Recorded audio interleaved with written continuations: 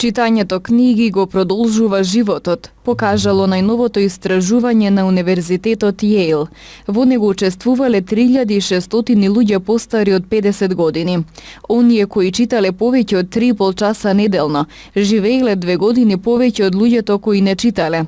Истражувањето ги следело учесниците 12 години. Читањето книги го зголемува животниот век, без оглед на возраста, благосостојбата или образованието. Во мојата зграда каде што живеам, живее Чичко Ламбе, кој што има 92 години, и тој ми кажа дека постигнал толкава возраст и со читање книги. Ме уверуваше дека читањето книги не е само наобразба во младоста и учење од животот, туку едновремено е и психичка храна за човекот, кој што овозможува да човекот да живее подолго. Не знам тоа медицински дали може да се анализира, но тој заклучок ми дава за право да верувам дека читањето книги е интересен феномен во човечкиот живот. И како време на читање, но и како периоди на нашиот живот, општествен живот. Дали порано се читал или сега се читал. Но јас би кажал дека читањето книги е допир со стварност. И затоа јас во мојата творечка работа, литературна дејност, се обидувам да допрам до книжевниот феномен, до стварноста.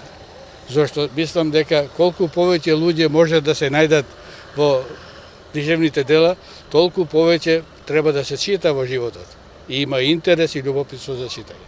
Читањето на литература е начин да не обогати не само како речник, него како мисла, како поим за животот, како начин за однесување во човечкиот живот, како примери за пример кои што треба да се следат и да се почитуваат. Читањето, уживањето или плачењето може да послужи за психичка стабилност, помалку или повеќе, зашто не е само се во здравствената состојба физичка, туку и психичката, а литературата, со читање литература може да послужи психички да се олеснуваме и понекогаш може и да се оптоваруваме, но како литература која што може да влијае на психичката состојба, а според нашиот сограѓанин Ламбе, 92 годишни, има и начин со пример да покажеме дека тоа може да биде заклучок.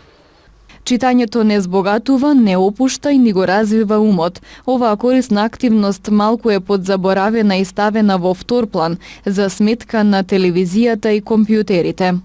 Прашањето на крај мора да се сведе дали има читатели или нема доволно.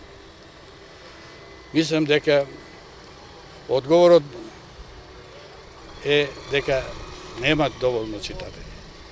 На интернетот, другите комуникацијски средства ја одзедува правото на литературата да судат за животот и да порашуваат како треба да се живее. Но секако дека и новите системи за комуникација, социјалните мрежи, како зборуваме, интернетот, но и литературата треба да биде една голема конкуренција за сите други средства за комуникација меѓу луѓето, зашто на таков начин може само да се препознаваме во животот како луѓе во нашите средини, надвор од нас, зашто сега во светот се зборува глобално.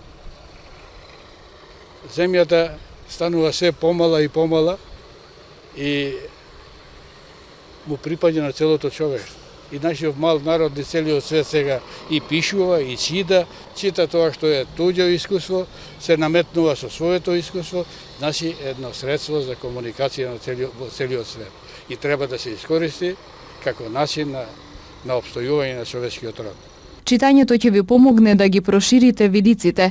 Преку книгите ќе се запознаете со други култури и религии, поинаков начин на живот и многу други нешта. Не само што ќе стекнете нови знаења и подобро ќе го разберете светот, преку читањето нештата ќе ги гледате од малку поинаква перспектива и ќе научите да се соживувате со другите и да ги почитувате различностите.